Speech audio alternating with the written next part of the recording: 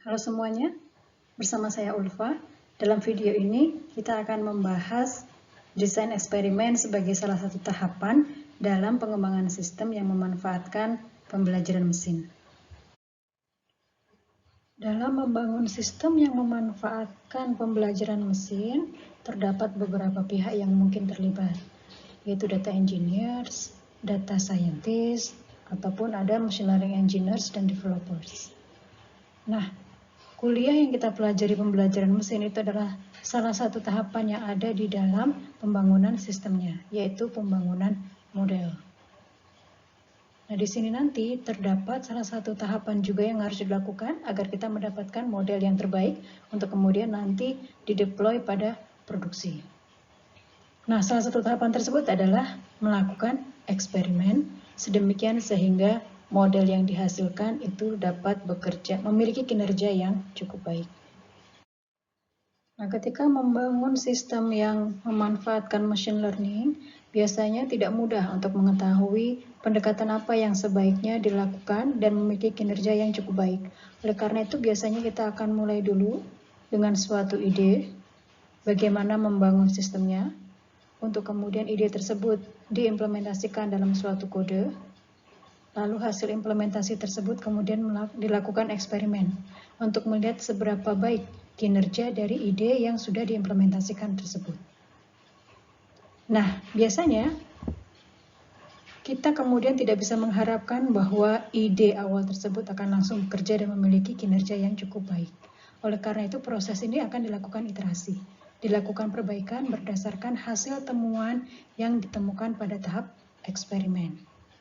Nah, semakin cepat kita bisa melakukan analisis ini, iterasi ini, maka akan semakin cepat kita juga memperoleh sistem yang memiliki kinerja yang cukup baik.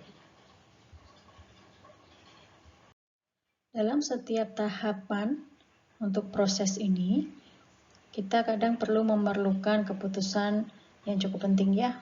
Apakah kita perlu menambahkan data, apakah kita perlu mengurangi varians atau errornya, atau kemudian ada yang harus kita pertimbangkan dalam membandingkan satu algoritma pembelajaran dengan algoritma pembelajaran yang lain.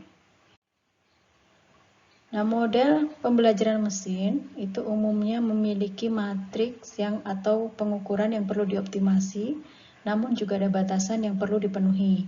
Misalnya saya mau sekarang optimasinya adalah akurasinya semaksimal mungkin. Namun, ada batasan yang perlu dipenuhi juga. Model yang dihasilkan tadi itu harus bisa melakukan prediksi data baru dalam waktu misalnya kurang dari 1 detik dan tidak memerlukan memori yang cukup besar untuk melakukannya maupun untuk menyimpan modelnya. Misalnya seperti itu. Ketika mengimplementasikan kode, kita bisa juga menggunakan aturan 98% itu data untuk training, 1% untuk validasi atau development, 1% lagi untuk tes. Jadi kita membangun modelnya berdasarkan 98% data. Untuk kemudian hasil dari pembentukan model tadi kita validasi dengan 1% data validasi atau development ini. Nah, di sini nanti kita bisa melakukan tuning parameter atau mungkin melakukan pengubahan pada algoritma pembelajarannya sedemikian sehingga kinerjanya bisa lebih baik. Nah, sedangkan untuk 1% tes ini, di sini kita hanya melihat seberapa baik model yang sudah dihasilkan setelah kita melakukan pengukuran terhadap data validasi. Jadi di sini dalam tes ini kita tidak lagi melakukan pengubahan parameter misalnya atau melakukan apapun terhadap algoritma pembelajarannya.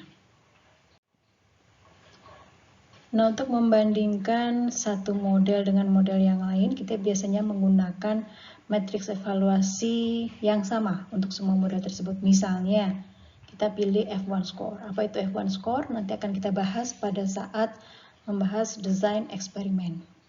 Jadi nanti matriks tersebut bisa secara langsung menilai seberapa bagus kinerja model-model yang dihasilkan.